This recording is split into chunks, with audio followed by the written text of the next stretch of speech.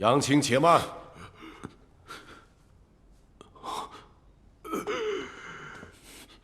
朕险些忘了那句“但尽人事，不计天命”，可是你在污名义所做。这话是微臣说的。此乃大逆之语，往后亦勿再言。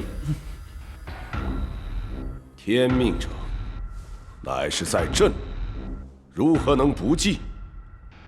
为臣者，尽人事乃是本分，又岂能曰淡尽？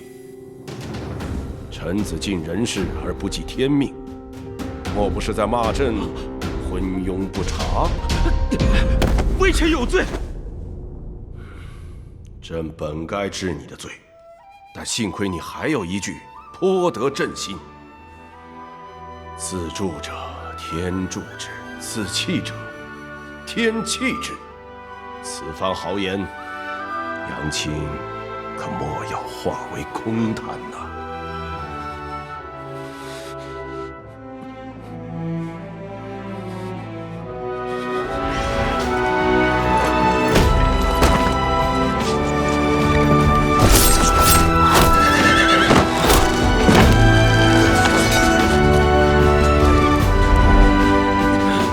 等等，圣上，